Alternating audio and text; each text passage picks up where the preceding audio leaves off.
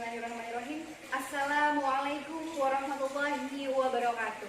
Alhamdulillahirabbil alamin wa bihi nasta'in ala umuri dunya waddin. Wassalatu wassalamu ala asrofil anbiya'i wal mursalin wa ala alihi wa ashabihi ajma'in. Amma ba'du. Good morning, ladies and gentlemen. Thank you for joining this discussion today. May Allah always bless you wherever you are, and may you be kept away from any polemics in this world. Because there are many polemics nowadays that can provoke us.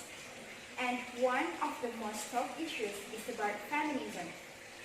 Most of us still have misunderstanding about feminism, in particular about sexism. That misunderstanding leads people to disagree with feminism, especially for men. They think that feminism is a bad thing because it counts the loss of men's prestige, and they think that women will underestimate them. I have an experience where I was arguing with my friend. He disagreed with feminism because he thinks that feminism can cause many problems between women and men, such as in the marriage life, the couple will argue about who is staying at home and who is working.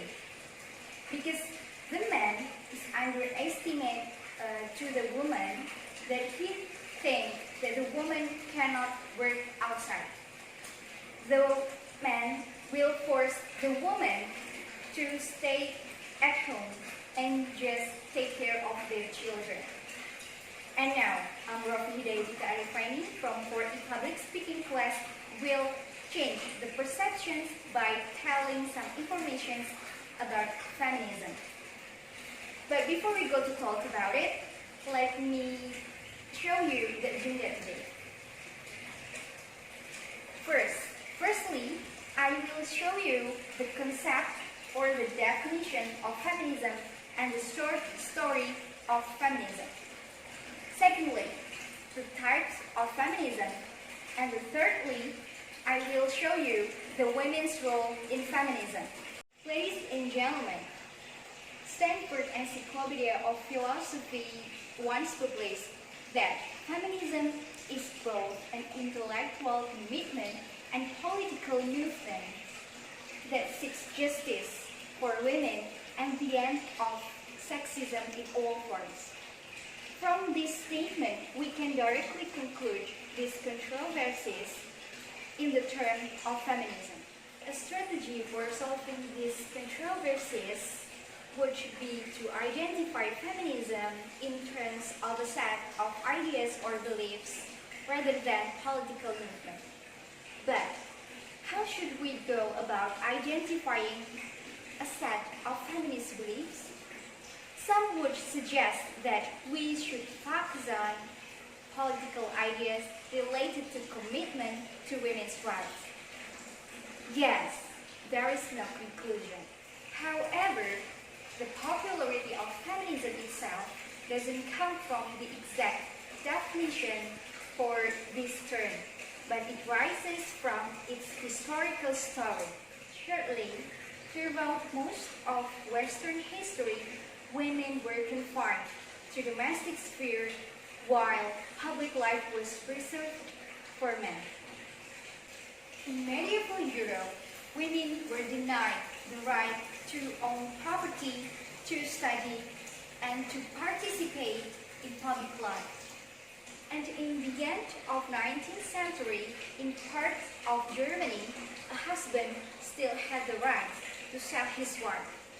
This story leads concern how women are viewed and treated, in the fact that they are not being treated in accordance with standards of justice or morality. Ladies and gentlemen, the concern of how women are viewed and treated led to the birth of feminist ideas such as liberal feminism, socialist feminism, cultural feminism, and radical feminism. The most extreme form of feminism is radical feminism. It is a movement sexism is so deeply rooted in society that the only cure is to eliminate the concept of gender completely. How would this be possible?